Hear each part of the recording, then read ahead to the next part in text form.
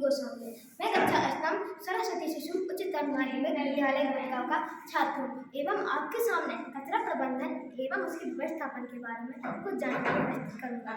देखिए, जो कचरा रहता है वह पूरी दुनिया पर फैला रहता है। हम कहीं भी नगर, कस्बे या पर्यटन स्थल में जाते हैं तो हमें वहाँ क्या दिखाई देता है? हमें वहाँ दिखाई देते हैं कचरे के बड़े बड़े ढेर। यहाँ तक तो नगरों तथा महानगरों में कचरे के बड़े बड़े ढेर उत्पन्न हो चुके हैं। ऐसे में क्या किया जाए? ऐसे में हमें करना चाहिए कचरे का प्रबंधन। अब कचरे का प्रबंधन क्या कहलाता है? देखिए, कचरे को सही तरीके से निपटाने की प्रक्रिया, उसका सही तरीके से संग्रहण, उसको सही तरीके से कैसे निपटाया जाए, यही सब हमारा कचरा प्रबंधन के अंतर्गत आ जाता है। अब कचरा प्रबंधन के लिए ये 5R वेस्ट मैनेजमेंट को बता सकते हैं। जैसे रिफ्यूज, हमें किसी भी वस्तु का उपयोग कम से कम करना चाहिए, और रिड्यूज, हमें उसका उपयोग ही नहीं करना चाहिए। रीयूज, किसी वस्तु का अधिक बार उपयोग करना चाहिए, यानी उस वस्तु को हमको फेंकना नहीं चाहिए, हम उसको अधिक बार उपयोग कर सकते हैं। रिपेयर, अब वो टूट चुकी है तो हम उसको जोड़कर फिर से उपयोग कर सकते हैं। और रिसाइकल, पुनः चक्रण, ये मैंने रिसाइकल का चक्रण बनाया है। सबसे पहले कचरा कई जगहों से इकट्ठा हो जाता है, जैसे स्कूल से हो जाता है, घरों से हो जाता है, हॉस्पिटल से हो जाता है। अब इन कचरों को हमें सही डस्टबिन में डालने की आवश्यकता होती है। ये तो है नहीं कि हमने कोई भी कचरा किसी में डाल दिया सो हो गया रिसाइकल, नहीं, हमें उसे सही तरीके के कचरे में डालने की आवश्यकता होती है। हमने यहाँ कचरे के कूड़ेदान के प्रकार लिखे हैं। सबसे पहले पेपर के लिए नीला, ई वेस्ट के लिए लाल, और मेटल के लिए पीला, प्लास्टिक के लिए ऑरेंज, गिलास के लिए हमने हरा, और ऑर्गेनिक वेस्ट के लिए ग्रे, और फूड वेस्ट के लिए काला। ये तो हो गए हमारी शहरी बात। अब घरेलू उत्पाद, जैसे घरों से क्या क्या कचरा निकलता है? घरों से निकलता है गीला कचरा, सूखा कचरा। अब इनका रिसाइकल कैसे होता है? सबसे पहले आजकल प्लास्टिक ज़्यादा है, मैंने प्लास्टिक का पहले बताया है। इसे कहते हैं मशीन। इसको पहले सबसे पहले यहाँ कचरा डालते हैं, यानी लोहा डालते हैं, और यहाँ प्लास्टिक डालते हैं। प्लास्टिक चला जाता है ऊपर या सफेद में, जहाँ उसका इतना वायु दाब हो जाता है कि वह हल्का और भारी में कन्वर्ट हो जाता है। हल्का वाला ऊपर पहुँच जाता है। अब प्लास्टिक तो हमेशा हल्का ही रहेगा, तो जो भारी रहेगा वह मेटल आ जाएगा, तो मेटल वापस यहाँ पहुँच जाएगा, जिसकी सहायता से हम इसको यहाँ डाल देंगे। और मेटल सेपरेटर में फिर से वायु दाब होता है, तो मेटल रहता है वह इकट्ठा हो जाता है। अब उसमें मेटल में भी प्लास्टिक आ जाता है कभी कभी, तो हम उसे बेस्ट सेपरेटर में पहुँच जाते हैं। इतनी प्रक्रिया होने के बावजूद जो प्लास्टिक रहता है वह यहाँ उसका इतना गर्म प्रभाव पड़ता है, इतनी कटिंग मशीन होती है कि जो कटिंग मशीन की सहायता से वह इतने छोटे छोटे टुकड़ों में बच जाता है। जितने की रेते करने होते हैं ना, उतने छोटे छोटे टुकड़ों में बच जाता है, और उससे कि हम थोड़ी बहुत खाद बना सकते हैं।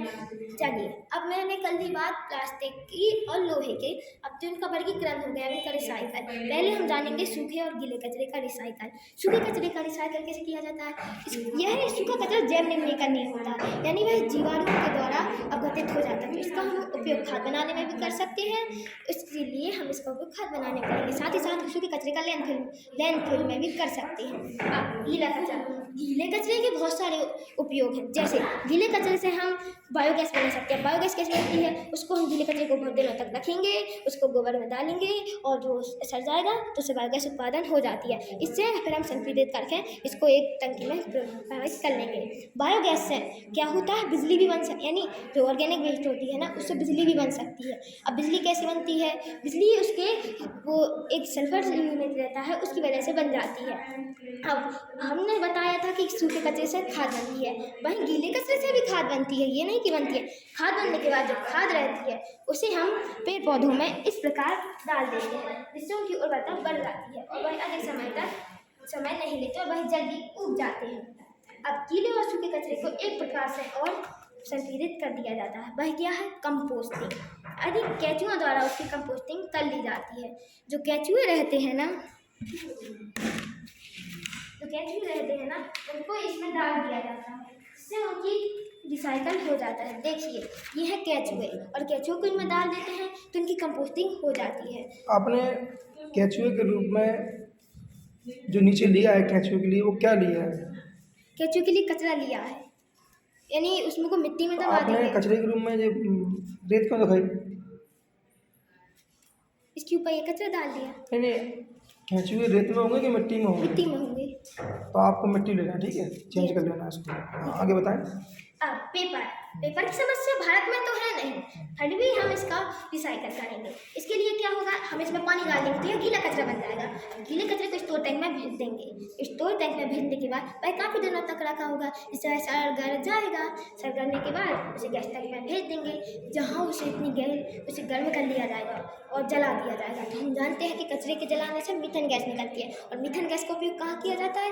घरों में किया जाता है, उद्योगों में किया जाता है, तो उसका उपयोग वहाँ हो जाएगा।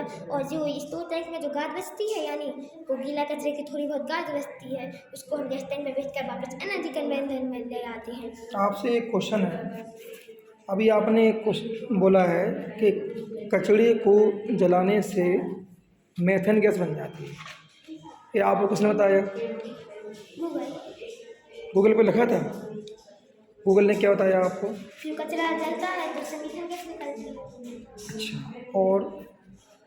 और क्या निकलता है? निकलती है और मीथेन CO2 निकलती है। हाँ। अब उसमें CO2 भी मिक्स है और मीथेन गैस भी मिक्स है, दोनों मिक्स है, तो फिर हम उसका मीथेन के रूप में कैसे उपयोग करेंगे? दोनों है ना उसमें तो। अब हम और जो कचरा रहता है वो मैंने बताया था कि अभी यहाँ गाद बनती है, तो गाद में जो आगे जला दी जाती है, आगे जलाने के बाद उससे इतनी स्टीम निकलती है, हम जानते हैं कि स्टीम से भी ऊर्जा बन सकती है। तो ऊर्जा का उपयोग बिजली बनाने में कर लिया जाता है, और वह बिजली हमारे घरों, स्कूलों और हॉस्पिटलों में भेज दी जाती है। ये बात कल ही मैंने सूखे कचरे, गीले कचरे की कर ली है बात। अब हम जान लेते हैं इस दुनिया की सबसे बड़ी प्रॉब्लम, हमारा प्लास्टिक। प्लास्टिक का उपयोग कैसे होता है? अभी मैंने देखा था कि गूगल में पूछा था कि प्लास्टिक का उपयोग कैसे हो सकता है। उसने बताया था कि आजकल प्लास्टिकों का उपयोग सड़क बनाने में भी किया जाने लगा। उसकी विधि है कटिंग मशीन, उसमें यानी जो कचरा रहेगा हम उसे कटिंग मशीन में भेज देंगे, उसके बाद उसके इतने छोटे टुकड़े हो जाएंगे, फिर उसे हम इस पिघलाने वाली मशीन में भेज देंगे। पिघलाने वाली मशीन में जो कचरा रहेगा वह पिघल जाएगा, और पिघलने के बाद हम उसे दामल यानी जो जिससे सड़क बनती है उसमें मिला देंगे। इसलिए जहाँ 10 टन दामल का उपयोग होता था, अब वही 9 टन दामल का उपयोग होगा, और 1 टन प्लास्टिक का उपयोग किया जाएगा। इसलिए मेरी सड़क इतनी डिफरेंट है, ना कि खाली है, और इस सड़क मजबूत होती है, इनमें आसानी से पानी प्रवाहित नहीं होता, इनमें गड्ढे नहीं होते, यानी दामल रोड की जगह ये रोड सबसे अधिक उपयोगी है, और यह सालों सालों तक ये आपने प्लास्टिक रोड बना दी है ना? हाँ। ये अपना प्लास्टिक रोड है।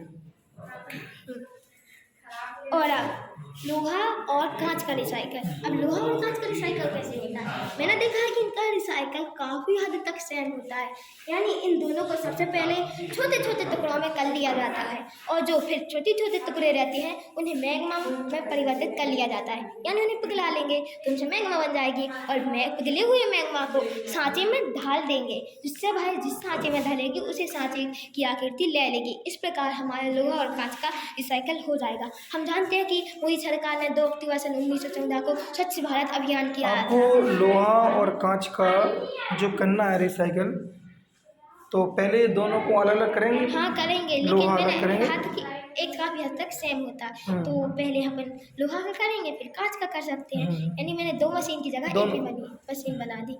अब उनमें पहले हम लोहा का कर सकते हैं, फिर कांच का कर सकते हैं। अभी मैंने बता रहा था कि मोदी सरकार ने 2 अक्टूबर सन 2014 को स्वच्छ भारत अभियान शुरू किया था। ये बापू का सपना था, बापू का एक ही सपना स्वच्छ भारत हो अपना, परंतु हम भारत के स्वच्छ को नहीं बनाते, हम तो उसे और गंदा कर रहे हैं। हमें बापू के आदर्शों पर चलने की आवश्यकता है। बापू का सपना था कि हाथ से हाथ मिलाएंगे भारतीय और भारत को स्वच्छ बना देंगे, यही तो बात है ना, परंतु भारतीय समझते ही नहीं है, जहाँ देखो वहाँ ही कचरा फैला देते हैं। इतना क्या कर अपनी बारी को विराम देता हूँ। जय हिंद, जय भारत। Thank you.